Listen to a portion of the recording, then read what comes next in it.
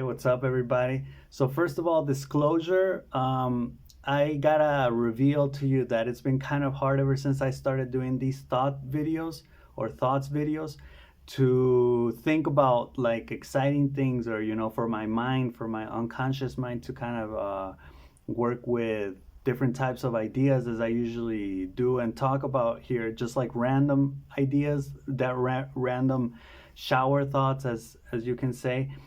But today I had a couple of ideas here and there, I think, kind of since yesterday, and I've managed to put these ideas together to connect them. So I present to you this video. Okay, so the first thing that I wanted to talk about was the cringe phenomenon. And I noticed this. Well, what is cringe, first of all? Cringe is when you feel embarrassed for another person, right? Like you're able to put yourself in that person's shoes so much that you're able to perceive the shame or the embarrassment or that feeling of lacking something in society, that it's such an intense feeling in theory for the other person that apparently doesn't even feel it, or maybe does, but you feel it. So it's like a weird empathy, because it's weird because it's dealing with the embarrassing emotion, right, with the shame emotion. And a lot of cultures have shame as their number one. In the What If All This video, he explains how some cultures ride on guilt. For example, the American culture rides on guilt, but a lot of cultures ride on anger and others on shame, where it's like basically that's the emotion that they use as a weapon to get you to do things within the culture or within the society. And it's interesting how, like, ever since from a couple years back to now, the cringe phenomenon has kind of been around. And I've noticed that cringe is actually usually manifested when people act out, right? When people act like crazy, right? But it's not the crazy. It's not the crazy. How can I say it? Like everybody's having a good time. Oh, that's funny. No, it's like the embarrassing. Like you're just making a fool of yourself type of crazy, right? Like you're not even cool crazy. You're just crazy crazy, and it's embarrassing. And just stop it, right? So that cringe phenomenon. Last night I was watching the Grammys, and I saw Miley Cyrus come out, and she was dancing and everything. And she started to become kind of cringy because she won an award, her first Grammy, and she was all like, basically full of herself, like, oh yeah, like, I deserve this. And it got to the point where it was kind of like cringy, right? Taylor Swift also was at the Grammys, just as she's been at every award show this year. And she was also acting cringy, right? Like she does things that are cringy. So and then I kind of think about it, and I say, well, they are Sagittariuses, and Sagittariuses are that type of optimistic. I don't really care. Even if they do care, they will still make mistakes and fumble and stumble. But in a, I guess, in a good way. Like people will like that stuff. Okay, well, anyway, I think the cringe phenomenon demands people nowadays to be well behaved all of the time. And I think this used to not be such a big deal, especially when I was growing up as a teenager in the early 2000s, when people could just be crazy and you weren't judged, you didn't give off cringy vibes, you were just being yourself. And and if you were more of yourself, that was better, right? If you were more original, kind of crazy like Miley Cyrus or Taylor Swift, that was kind of that was good with people. People like that, right? And as opposed to how nowadays, there are some people that still like that, but a lot of people will feel cringe, right? They'll feel that cringy sensation in them that will basically want the other person to stop. And I think it's because we've become a society that expects, well behaved, well dressed people all of the time, like impeccable, perfect, like a very demanding society. So when you act out, when you become like the Joker, like this wild card, this wild side of you, spontaneous, kind of goofy, kind of stupid, kind of cringy, kind of embarrassing, people feel a tense rejection towards that nowadays. Like it's not welcome, these type of phenomenons, these type of phenomena is not controlled by anybody. At least I don't think it is. There might be some Illuminati out there that's controlling this, but I don't think so. I think these type of bigger than us type of social and cultural phenomenons just take place. I don't know why. It would be kind of interesting to analyze why people feel cringe. Okay, well, let me dive into the other ideas here that I have, because I was reading Herman Hesse, as I've mentioned, Damien, and the character in Damien, he starts to act out. He starts to get drunk while he's in college. He basically doesn't care about his life anymore. He's kind of like depressed, anxious, not really sure what he's going through, but he's going through some existential shit, right? And in the book, there's this part where he says, well, I'm a party person. I go out, I party, and I have like a lot of experiences that I live in my party nights, just getting drunk with friends and everything. And then there's this part of the book where the author says, I read somewhere that partying, or that type of crazy partying lifestyle, is actually the first step towards the road to mysticism. That's that type of sentence when you read that kind of like hits you in a weird way, and you're kind of like, associate and connect the dots. Does this connect with this? And you're like, well, I guess it does, and you think about all this stuff, and it starts to make sense, which is what I'm expressing right now.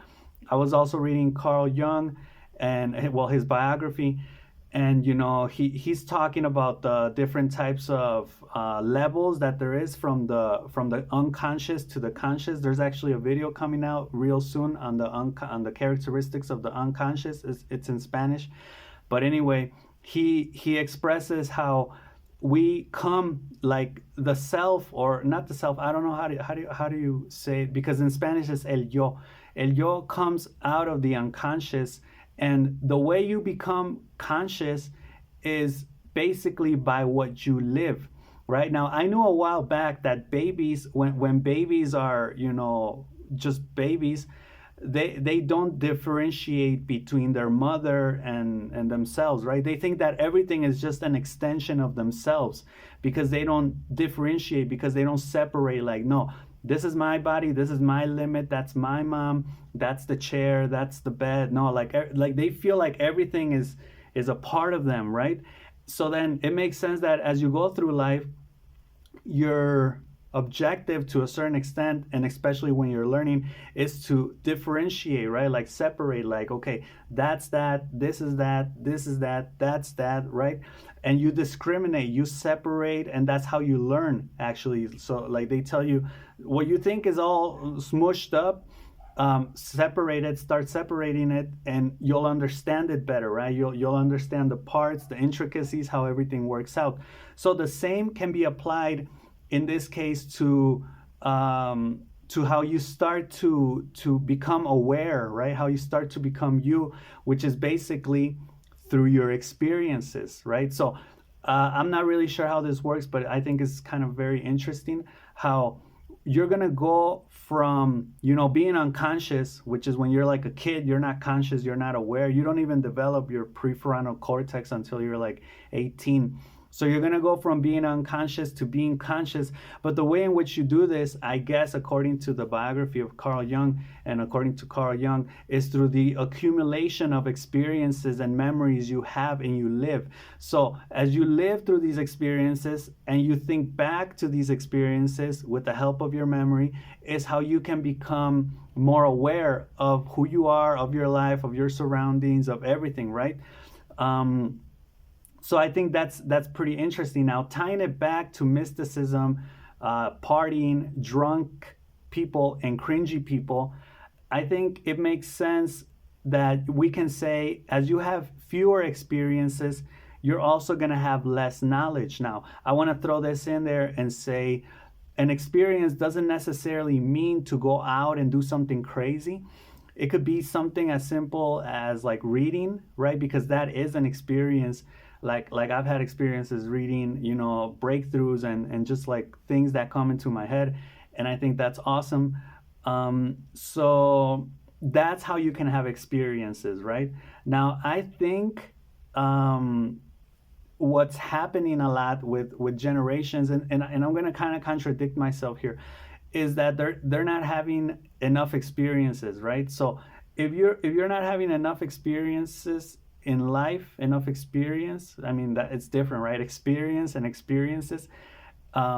Experience is, I guess, the accumulation of your experiences. But if you don't have that, if you don't have experiences in life, you're not going to be able to discern, to discriminate, to know as much, right? You're going to be very limited in the knowledge that you have. Now, partying, I don't want to say that partying is good, but you do learn a lot from partying because I think it's raw potential. And I'm going to tie this in with an episode that I watched today on How I Met Your Mother, which is called the pineapple incident, which up to now it's only first season, but it has been my I guess my favorite episode because of just the narrative structure and how it tells the story. It's pretty interesting. I recommend it, even if you don't watch How I Met Your Mother, just watch that episode. It's pretty interesting. But what happens in this episode is Ted, the protagonist, he's an overthinker, right? He's not a doer like Barney says, his one of his best friends. And Barney, who's like the archetypal wise sage who's like guiding Ted through his hero's journey, because Ted is just is a normal average guy, right? So he tells him, like, you need to just do, right? And the way in which you're just gonna shut off your brain is if you just get drunk. So he forces Ted to just drink, right? Ted gets super drunk, and it's kind of like a hangover episode where he wakes up in the morning and he doesn't know what happened.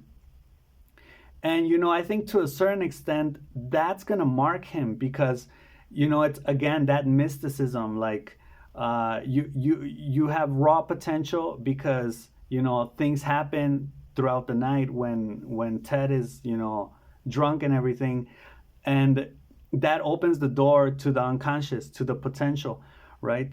Now, like I said, I don't want to say that you should go out and get drunk because there are other ways in which you could do it. But it's a pretty interesting take on especially how people when they're young and they party a lot and they get drunk a lot, and then those same type of people in the future are actually very wise. They're very knowledgeable. They know about life. They have lived a lot of experiences, right?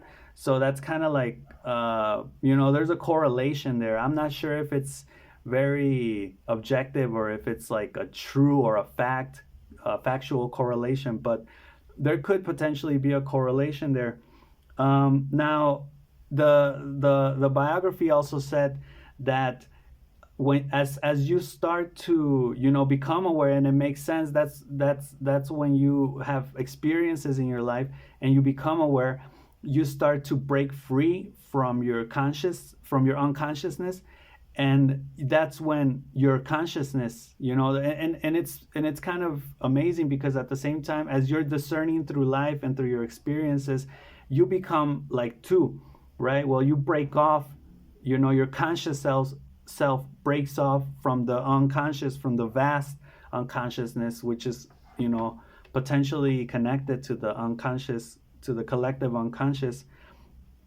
So yeah, in this case, the more experiences you have, the more divisions that you can make, right? Because you're able to say, okay, I remember when I went through this, but I also went through this, and I went through this, right? And you accumulate experiences, you accumulate knowledge, you accumulate wisdom fundamentally, right? I don't think I've ever used the word wisdom, but I guess that's the accumulation of experiences and the know-how, right? Basically either from having experienced it or from learning it.